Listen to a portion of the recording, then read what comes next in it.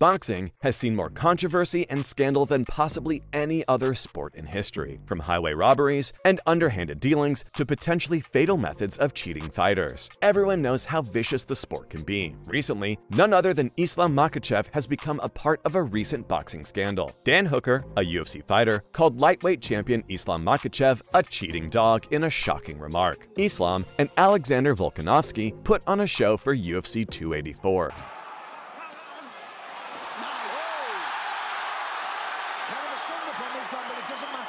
Hit the ground all the same. Some overhand left to a trip for Volkanovski on that one. And he's really picking up the pace now. The audience was in awe of the two fighters as they squared off in the octagon. Fans witnessed one of the most thrilling title matches in recent memory. But allegations against the Russian have surfaced as a result of the fight. Makhachev defeated Volkanovski by unanimous decision on Sunday at UFC 284 in an epic 5-round battle. And still the undisputed UFC lightweight champion of the world. But Volkanovski felt he was robbed on the scorecards. The UFC lightweight champion is accused of cheating during the weigh-ins prior to the fight. Alexander Volkanovski's former rival and teammate has leveled allegations against the pound-for-pound #1. Islam Makhachev was targeted in a series of tweets by his opponent. Makhachev had to strip off completely on the scales before the weigh-in. He had tears in his eye once he made weight, highlighting the champion's arduous training camp. Makhachev trying to set up a submission here, DC. Yep, and you know, these guys do combat sambo their entire lives, you know, so if you present an opportunity to get a sub, it's over. He'll go get it. There it is. He's got the arm. And there's the tap. Another big finish for Islam. Despite the fact that he was able to make the weight on his first attempt, many thought the Dagestani looked worse for wear. Many fans were convinced that he would struggle in the octagon because there is a 36-hour window to rehydrate in the United States versus 24 hours in Australia. The window is no longer the 36-hour mark in Abu Dhabi, where Makhachev won his last fight by submitting Charles Oliveira to retain his UFC lightweight championship. You'd think that winning despite his condition would impress everyone, but no. Daniel Hooker took to Twitter on Monday night to make insane claims that have sent shockwaves throughout the MMA community. Hooker leveled accusations against his former adversary. Islam Makhachev has previously struggled to gain weight at 155 pounds. I think what's going to be interesting to see who has the advantage. Oh, big left hand on the set.